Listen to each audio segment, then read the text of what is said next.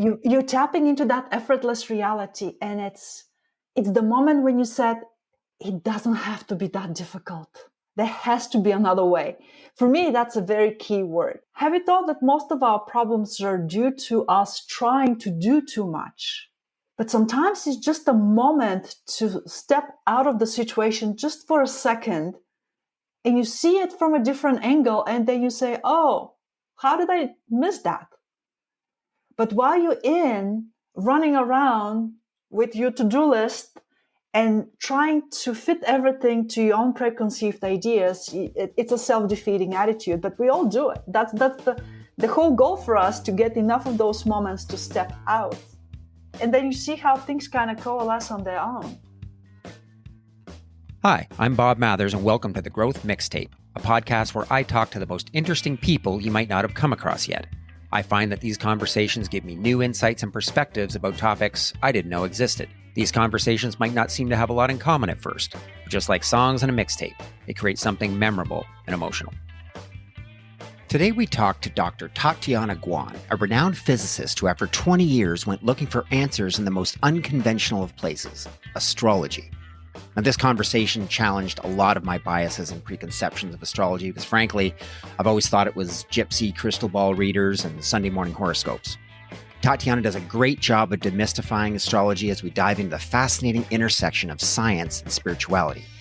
We explore the concept of effortless reality, this state of flow where you align with the energy of the universe and manifest your desires without effort or stress. We talk about the profound impact of daily, monthly, and even 29-year cycles on our lives, and how we can use these laws of the universe to live a fuller, easier life. This was awesome. So much fun. Please enjoy Dr. Tatiana Gwon. So welcome, Tatiana, to the podcast. Wow, I've been looking forward to this for a long time. Thank you so much for being here. Thank you, Bob, for having me. You know, it's interesting this morning reflecting on this conversation. I've been thinking about, what is it about this conversation that I'm so excited about? And it's such a unique journey. The idea that there's someone that committed their lives to understanding kind of the laws of the universe, but didn't find the answers she was looking for. And she didn't turn to another branch of science. She turned to astrology, which I equate a lot more with spirituality than science. And so that the fact that there might actually be a bridge between these two worlds that, at least in my kind of juvenile adolescent mind, I think of as very separate, is really compelling. And my wife is a beautifully spiritual person. I've always been sort of the very rational, scientific person. So this is, in a lot of ways, like the story of my life, like trying to negotiate these two worlds. So I think that's what I'm most excited about. It's interesting that you bring it up as a separate field, because in my mind, it's actually one world. And if anything, I actually have problems and troubles separating and putting the boundaries. And that has been a struggle throughout my life, because there are a lot of boundaries in our society. This is spiritual, and this is scientific, and this is physics. It could be just my personality having troubles with the boundaries in my head. Right. Well, I mentioned in the intro that you've got a PhD in physics, and of course you've been a professor and a researcher for over 20 years. So if we just step back, I'd love to know what interested you in that field. Oh, it has been so long time ago. I don't really remember ever making a conscious choice. My teachers discovered that I had aptitude for the mathematics around 10, and they encouraged me to do a lot of mathematics. At some point, I had a wonderful teacher of physics, and I incorporated it. And by the time the college came around, I think it was just, what comes easy? It's nice, let's go. So it's kind of that effortless reality way, even though back then I was not very conscious about it. It was more as I was growing up and I came to the United States to do my PhD, I became a little bit more self-aware of my choices. I've always had that aptitude of let's go and experiment a little bit. Let's make some sense out of this world. And that kind of places me very naturally within the physical sciences. Of course, as I mentioned, with those boundaries missing in my head, I never felt compelled to stop at the boundaries of physics. And so if someone comes up and talks about spirituality, I said, oh, really? Can we see it playing out in the other world? And so I would just welcome it back into the physical world. And that's how I ended up having a PhD in physics. I guess the short answer will be it was the easy way to go. But of course, it was not all of it. Yeah, it's funny that you say a PhD in physics was the easy way to go. There's nothing that sounds easy about that to me. So you had your PhD in physics. I mentioned you're a researcher and professor. Something happened around 2020, though, that sort of set you on a different path. Can you tell me a little bit about that? Yes. Actually, the harbingers showed up more like around 2014. And I just found myself overwhelmed. I was trying to do everything the perfect way. But that attitude without checks and balances and understanding of what we're trying to do can get you into a very unpleasant corner. I was having a full-time job. I had my first baby. So I said, well, I'll take care of the baby during the day and I'll teach during nights, keeping the full-time job. But of course, I had to feed the baby, and so it was all organic, homemade, and I wanted to clean. And you see where I'm going, right? This is no effortless reality. So it was a lot of soul searching, navel gazing. So that process had already started around 2010, probably even 14. And by 2020, it had crystallized. The 2020 was a pivotal moment. Before that, I felt like I was an outlier. My voice felt like I was an outlier, perhaps in the spiritual community, but I was looking forward to get my voice out among everybody, not just the spiritual community. And so I don't know, maybe the worldwide pandemic, but something shifted overnight. That was the moment when I finally said, that's it. Either I go and start sharing my ideas and sharing this journey or what I have learned, or other people will have to reinvent the wheel. Why not go the easy way? So back to that effortless reality. So yeah, you've mentioned that term effortless reality. And there's a couple of things in that story I wanted to circle back on. But before we do that, so what does that mean? The easy way. Although, the easy way is it has connotations, as you mentioned. People would say, well, does it mean that if I'm lazy, it's the good way to go? So that's why we have to go and start putting the qualifiers. What is that sense? The concept is actually old. We just changed the labels as the centuries progress. And you can go back to the Taoists, and they have this idea of the non-doing or the Wu way. Like those little kids in the playground when they learn how to kick and swing without parents' help. There are no chart diagrams. There are no theory and explanation. You tell your kids, just do it, try, and one day they click and that's it. So how do we click in that effortless reality? I find it the most interestingly that athletes already are aware. They talk about the in the zone. There's something there, they click. If you follow basketball, you can see Caitlin Clark shooting all the baskets and everything is sinking in. On a day when she is not in the zone, everything feels forced. So it's a combination of a confidence that things are working out for you, knowledge that you don't have to rush and tweak everything, and it's almost like the desire to just linger for one moment, let the universe adjust around yourself, and you just go with the flow.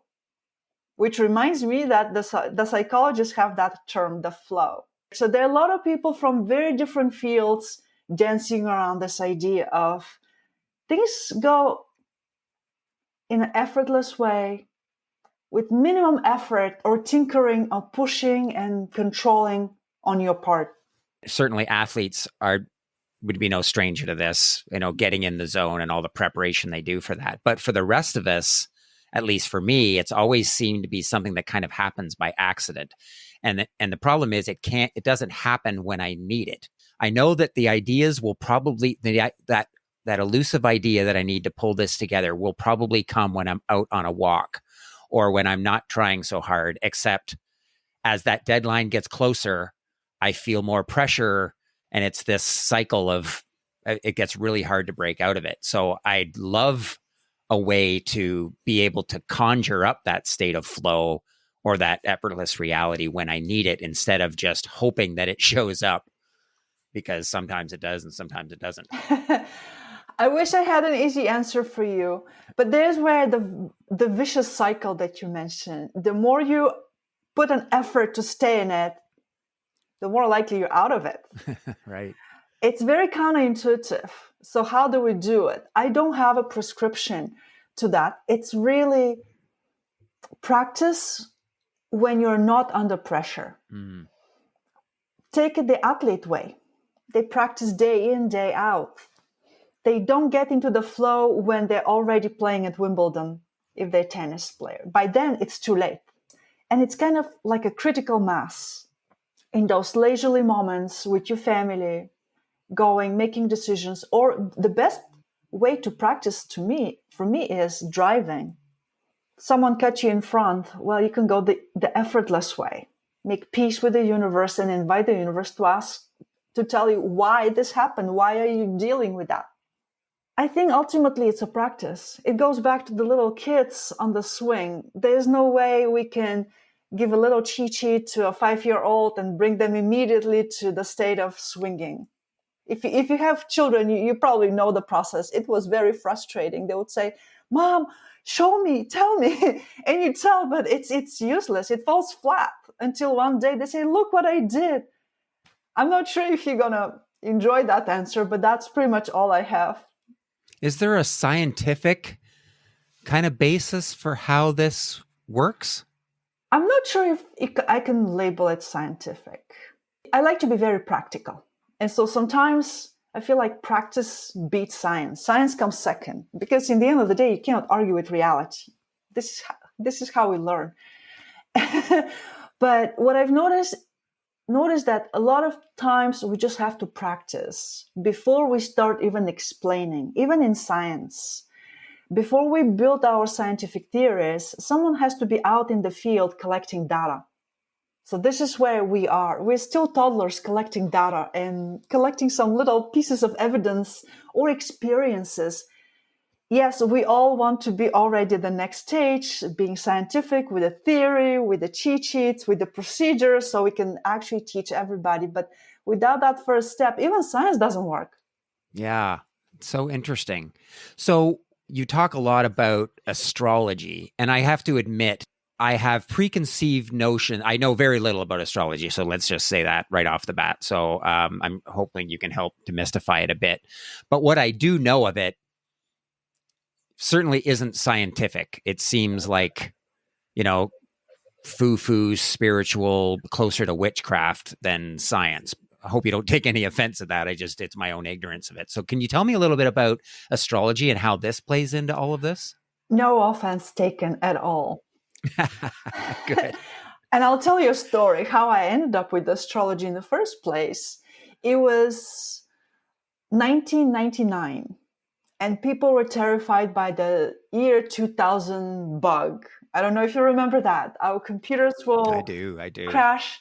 You would go on December 30th. I went to the grocery store, and they had this sign that said, "When you wake up on January 1st and you realize that the world continues, we will not take back all these cases of canned food."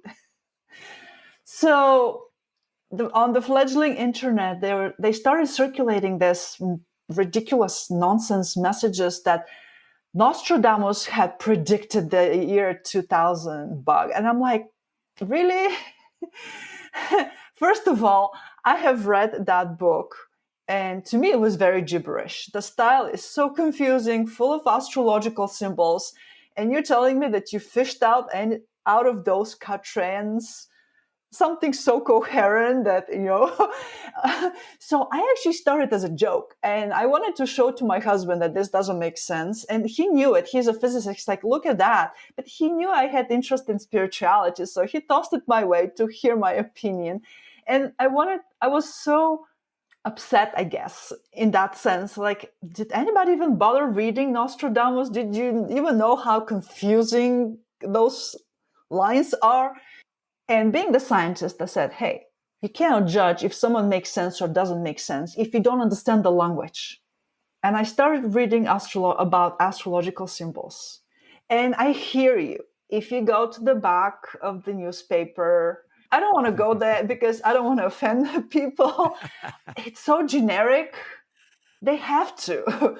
So I ask myself, okay, you need to go to reputable sources. Are there reputable sources? And there are some metaphysical sources that I knew from the previous century. And this is where my academic background goes. So this is when I actually started with books about patterns and about symmetry of the universe, about the rhythms of ups and downs. To me, astrology is about the ups and downs and those rhythms of the universe. And they didn't feel very far from physics once you start thinking about cycles. The Earth goes around the sun. The sun actually goes around the center of the galaxy. And I said, hey, that makes sense. Again, this is a very small, narrow portion of what normally people refer to astrology. So I'm all with you on the foofy part. But that was my journey, and it was very unexpected. I was right in the smack of it, offering readings to friends and family before I even realized that I was doing it. It came as a surprise to me too. I love that idea of if you don't understand something, learn to speak the language, right? To get below the surface of the stuff that we find out there in the, in the public square and social media, and get a little deeper and understand the facts of it. That's super interesting. And I wonder, I do want to talk about this idea of cycles, but I'm curious, what is the reaction to your peers and colleagues in academia when you're doing readings and spending time on astrology? What does that pivot look like?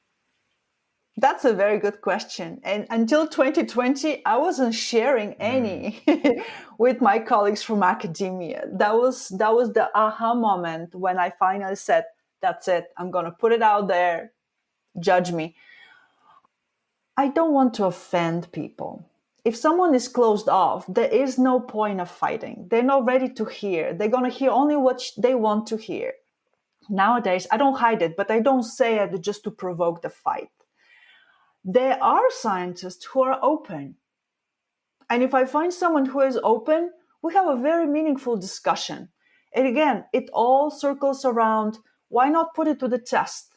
If something works, it's valid. If it doesn't, it doesn't. We have no disagreement on that, because that's what science is all about. Go, test against reality, come back. If you can reproduce it, repeat it. If someone in China can do the same thing and get the same result, I call it science. If it works for all of us and we agree, there's no problem. Of course, there are plenty of people who are very closed.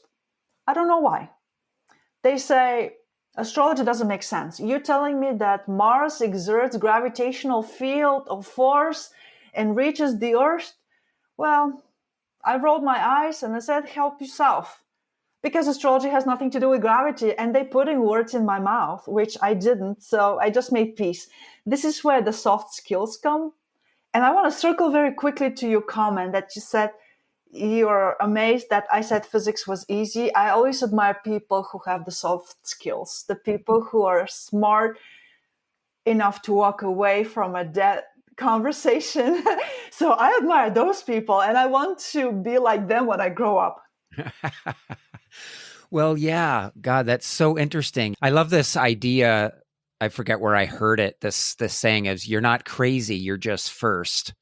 And so you would never have known that there were people in the scientific world that were open to this unless you had the courage to do it first. And I'm sure, and you're right, the people that aren't open to it, it doesn't mean they'll never be open to it. They're just not open to it now. We're not going to spend our time on them. But all of a sudden, there's people come out, and I'm sure you heard, oh, I'm so glad you talked about this. I've been interested in this, but I've been reluctant to talk about it. And it just takes that one person to open the door and really start a conversation that otherwise would never have happened. Yes, that sense of Am I crazy? It's very strong. I don't consider myself first. Those are ancient concepts, but probably they come and go. And there's that Right. idea of cycles. They come and go. And so for the last 50 years, they have been going. And so I feel like we have forgotten or we have lost the memory. And I owe it to my closest friend and my husband, the two very, very solid grounding influences. They both are physicists, very practical, pragmatic people who keep me grounded. So they were my original sounding boards. I would say, this sounds so far fetched. And they would say, yes, but is it working? And they were obviously the first guinea pigs for me to experiment with this idea of cycles. And they kept coming back. It's like, wow, we don't know what that is, but that timing of the cycles without even any interpretations, ups and downs, they work. Give us more. So I owe it to them. Well, that's amazing. Can you tell me what this idea of cycles is all about and how you might use it in your own life? Yes, the cycles, it's one of those examples of something that is right in front of our faces, and it's so part of us that we don't notice it. It's only when someone points it, and I had a classmate in undergraduate who pointed it out for me. He was very excited to work on cycles. And that is how I caught on and said, wow, everything is about cycles. The way we measure time in a scientific way, every time when you look at your clock, someone is counting little cycles of some cesium crystal vibrating. The way we follow the seasons, you are living according to that cycle. My grandmother was a farmer and she lived according to that yearly cycle. This is time to plant, now harvest. Around Christmas, she didn't do work. It was time to rest. Now with modern society, we don't follow the cycle so much, and there's the stress and all that misery. But the cycles are in front of us. And so I, of course, being an educator, always want to go and share. Did you know about that? And did you know about this? The cycles are right in front of us. As soon as someone points it out, you're going to walk away today and start seeing all those repetitions. Now, some cycles are not as visible. And this is where we go into astrology. You can say, well, what do you mean? The moon cycle is 29 days. Does it really work? Well, there's the scientist in me. When I read about that, I said, okay, let's just test it. So for 2 years, I actually journaled every day. I would get up, write the moon today is in this portion of the sky. And then I'll go and do my job. And the next day I'll come back and write it. And then I'll go do my job. And after about 2 years, I noticed that there was one specific part of the sky when I would wake up and say, you know what, enough with the procrastination. You have your list, you have to do it, get over with that. And I asked, why am I always with that attitude when the moon is in this particular part of the sky? And it turned out to correspond to my ascendant. So now I have this hashtag in my mind. When I get lazy, as you said, or procrastinating, I tell myself, procrastination is not forever. Just wait until the moon goes there. I don't have an explanation for you at all. But I know that something happens, and on that day I get up and it's like, just get it over with. It's not that much. So it is reassuring. We're not lazy. We're just following the moon cycle. Yeah, so that's a great example, like you said. Like if somebody told me about that, I'd be like, you're crazy. But if somebody said, why don't you just try this? Now, I don't know about 2 years, but just try this. And you talked about this earlier, talked about we're going to come up with the hypothesis, or we'll figure out maybe the science of the explanation later. But let's just go out in there and play and see what happens. And if you come up with this evidence that's undeniable, that you have parts of the month where you're energetic and barreling through your list of things you've been procrastinating on, and there's other times where you're just like, I can't explain it, but every 14 days, I feel like this for 2 days and don't feel like doing anything. It's an interesting way to think about it. You think that most people would see that sort of some differences anyway in those cycles? I would say if you have a scientific inclination, you will catch it. it's a mindset, right? And so this is not about a diploma, but more about there's some people who are, if you open to experiment, you will catch the pattern.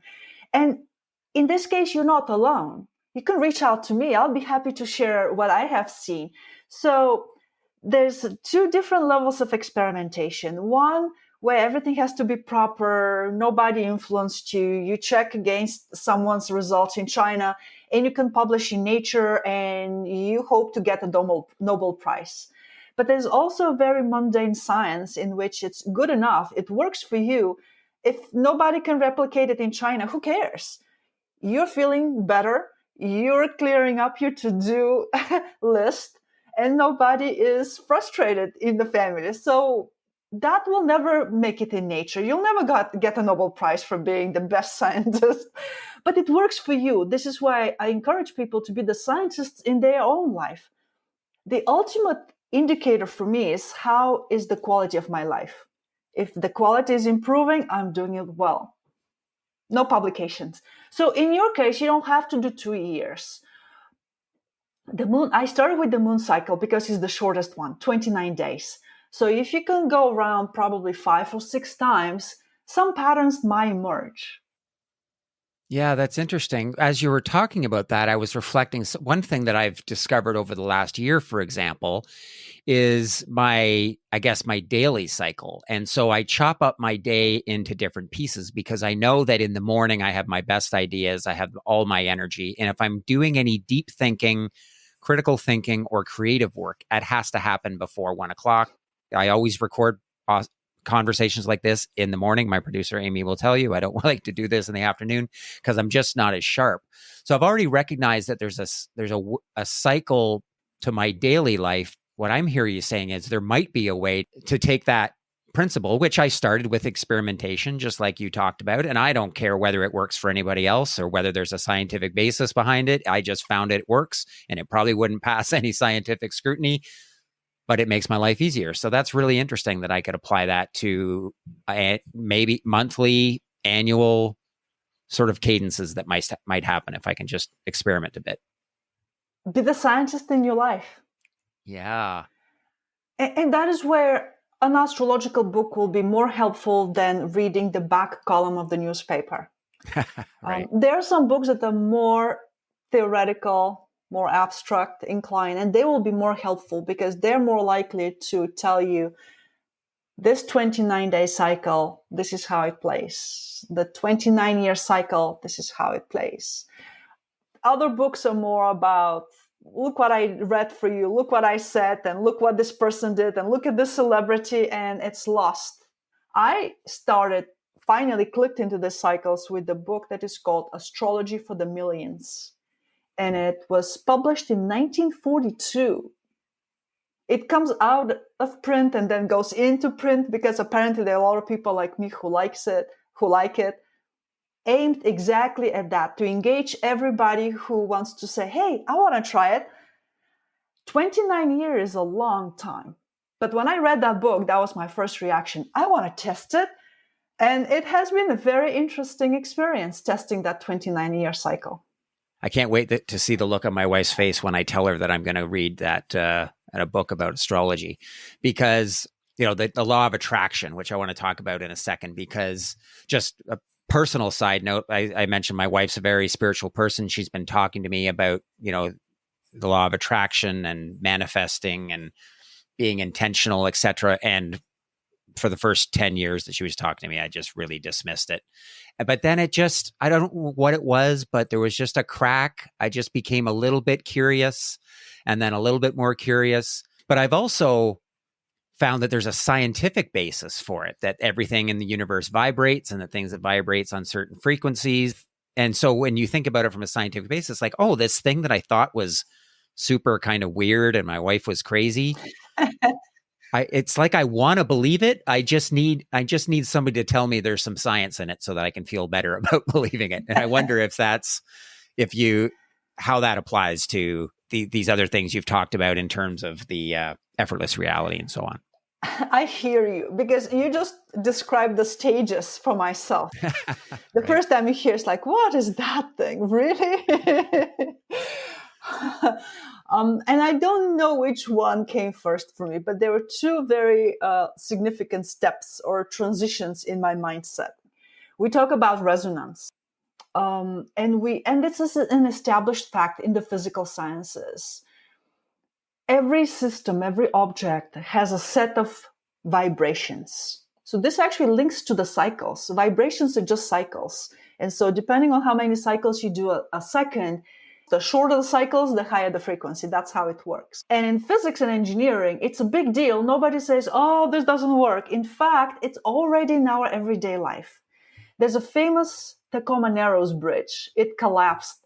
And it's one of the few instances we accidentally caught it on video back then from the 1940s. And so on that day, the weather pattern was such that the poking by the wind coincided with one of the natural frequencies of that bridge. Everybody has those natural frequencies. You, me, the building. So that bridge, we can see this happening on YouTube. That bridge begins to swing higher and higher and higher. There's the swinging of the little child on the playground. Without the safety measures, it collapses. So there's the aspect for me that worked. That said, hey, look, it's everywhere and you can see it. We don't have radios in our cars anymore. It's all Bluetooth, right? Wi-Fi. I don't know. If you have a radio in your car, every time when you tune into your favorite radio station, you're playing the resonance. The waves from all the broadcasters are coming. Right now, all waves are coming. But I'm engaging only with one set of waves and communicating with you. So there's your law of attraction working on a daily basis without calling it special names and going into the spiritual community. It's a matter of communication, I think. Many physicists would not speak in spiritual terms, and a lot of people from the spiritual community do not know the physics terms. And so we're arguing and quarreling for no reason here. And the second aha moment was that the question is not whether the law of attraction works. The question is actually that it works 24/7. And so if you sit on your couch and you visualize money, you visualize the abundance, the millions, and they're coming. Okay, do a test. Sit on the couch. How many minutes or hours can you sit and hold your mind picturing those millions? This is about mind training. After a moment or 2 moments, you're thinking, maybe I should have eggs for dinner, or maybe I should have a takeout. I forgot to tell my wife to turn off the lights. And you get what you're thinking. So this is why so many people think that it doesn't work. It's, in a sense, of denial. They deny to themselves that 24 hours, they're not thinking about the millions of the dollars. We need mind training. Otherwise, you're getting chaotic asks. Dinner, talk to wife, go get some errands. Oh, back to the money. And out of the 24 hours, how many minutes really or seconds did you hold that vision? Well, then you get what you're thinking about. You get what you're thinking about. Yeah. And when I come back to maybe this, when I'm kind of processing all of these new ideas and I come back to this effortless reality and that, sort of deadline that I've got to meet tomorrow, it strikes me that, for me, maybe it's about not fighting the universe. Like if I understood more about the times of the day and the times of the month where I'm most creative, and I could control my chaotic mind and focus on the things that mattered, that these things would just come easier instead of trying to force them into my deadlines and trying to spread my attention over too many things. I don't know. I'll have to process this because I guarantee this conversation is going to sit with me for a while. But to me, that the idea of maybe it's not effortless, but God, it really shouldn't be this hard. And when that idea strikes me sometime between tomorrow and 4 o'clock, or today and tomorrow, 4 o'clock, hopefully, it'll be like, oh yeah, like it's so simple. Exactly. You're tapping into that effortless reality. And it's the moment when you said, it doesn't have to be that difficult. There has to be another Right. way. For me, that's a very key word. When I catch myself saying with exasperation, there has to be another way, it's a reminder for me to step out of the situation. Have you thought that most of our problems are due to us trying to do too much? Mm-hmm. And we still think that you have to go and fix it. But sometimes it's just a moment to step out of the situation just for a second, and you see it from a different angle, and then you say, oh, how did I miss that?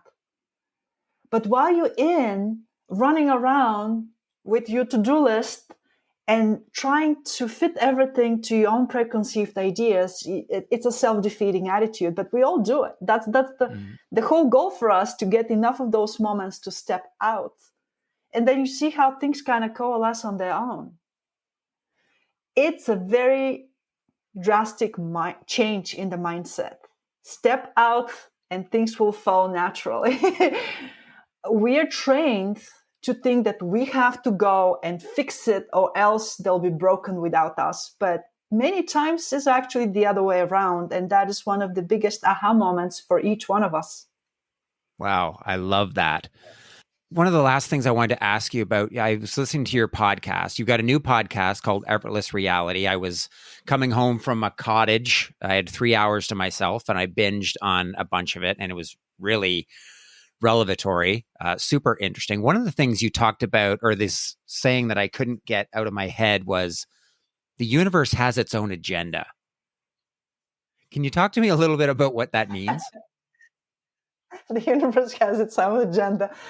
It is my way of saying that things are not the way you think. At any given moment, you think this is my goal and it goes there, but you don't see all the details. We forget about that. Willfully or unwillfully, I don't know. But at any given point, when you set up your plan, you're saying, this is it, I'm on top of it. Are you really? Do you? So my most amazing moments in life happened just when I stepped back and I realized about an experience that I liked or didn't like, that it actually had a completely different significance for my life. And this circles back to the cycles. When I was testing the 29-year cycle for me, I was following the Saturn. That's the Saturn position in the sky. And in that book that I mentioned, the Astrology for the Millions, the book starts with Saturn and says, hey, if you find Saturn in the lower left corner of your chart, forget about recognition. And we all want recognition. I like to meet people who say, yes, you're awesome. Thank you. You made a difference. Who doesn't like that? It gives you meaning. So I remember it was a very dark moment in my life, and I felt like I was overlooked, dismissed. And I asked, well, what is going on? So during that most obscure moment in my life, I remember astrology helped me a lot. It's like, oh, okay, well, if it's no recognition, no recognition, I'll wait 7 years for the Saturn to go to some different portion of my chart. But then I got this sabbatical award at the college I was working. And to me, award means recognition, yes? I was like, okay, maybe astrology doesn't work.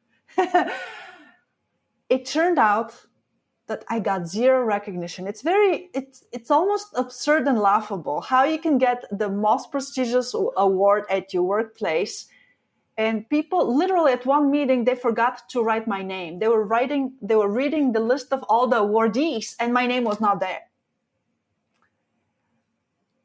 You can see how you'll be angry, upset, go home, throw a temper tantrum. Your spouse has to calm you down. But knowing that cycle, I said, oh, okay. So I truly don't get recognition. So what is the whole purpose of getting the award? In hindsight, that happened 10 years ago. In hindsight, when I look, that was the time when I had 4.5 months for myself to actually distill all these ideas, to get some space of the everyday drama, and to start thinking about myself, my spiritual development. What am I doing? So there's the universe having its own agenda. On the surface, it was like, award, congratulations. But really underneath all the ideas, everything I do actually was hatched during that 4.5-month period. If they had told me, I wouldn't have believed it. And I even have the proof, because if you go on YouTube, you can actually find physics videos. That was the sabbatical, to create physics videos, very mundane. And they're there from 2014. You can find them. Very boring, very advanced. But there it is. Behind that layer is all the ideas and my new me. Wow, that's amazing. Well, I love that. This has been, God, what a conversation. One last question. So what's next? What are you most excited about now? The next for me is to actually put my stories out there for more people to find them. I feel like there are many people who are probably a little bit behind in their own cycles, and I want to spare them that initial moments of loneliness or doubt. Am I crazy? Am I the only one? So my immediate goals for the next couple of years is to put my stories out there so that those who are following and their cycles are a little bit behind mine can actually take advantage. I did the math. This is my science person. I did the math. Even 1% of 1% of 1% of the world population resonates with what we are discussing today. Those are thousands of people. Right? When you do the math, it's like, hey, that's not bad at all. Right? If you focus on the percent, you just get depressed. It's like, okay, nobody understands me. But now with the internet and the social media and being able to reach out everyone, I find it exciting moment in life. No kidding. That's amazing. And so what if people are curious and want to learn more, where can they find you? I have a website, and it's called effortlessreality.com. And they can find some videos, contact information, links to some of my blogs. So all the information and the links I keep at that website. Amazing. You know, I just quickly, a personal reflection. I was talking to some of my friends at this cottage I mentioned on the weekend, and we were talking about the podcast, and they were like, so why are you doing this? Or what is it about? And this conversation is what it's about. Coming back to some of the things you've talked about, like having a conversation like this a year ago, I'd be like, why on earth? For one thing, do you mean there's a crackpot on this earth that's, that's scientific and is talking about astrology? Like, why on earth why does that person exist? And why would I talk to them? And coming back to the universe, it's not an accident. Like, I don't know, there's been 1,000 little things that have happened to lead us to being here with this, having this conversation today. And I'm just so grateful. It's just been amazing. I really can't thank you enough for giving up your time for this. This has been, just a conversation like no other I think I've ever had. Well, I'm grateful for this opportunity to put the stories out there. Yes. Well, thank you so much, Tatiana. This has been awesome. And I am going to go get that book, Astrology for the Millions, and I can't wait to see my wife's face when it arrives in the mail. Well, thank you. It has been a pleasure. Thank you for having me. The Growth Mixtape podcast with Bob Mathers is produced by Bespoke Projects. Music by Jean-Michel Walter Cronkite. If you enjoyed this episode, please take a moment to follow and rate us. When you do this, it helps to raise our podcast profile so that more people can find us. If you want to connect, you can find me on LinkedIn using the link in the show notes.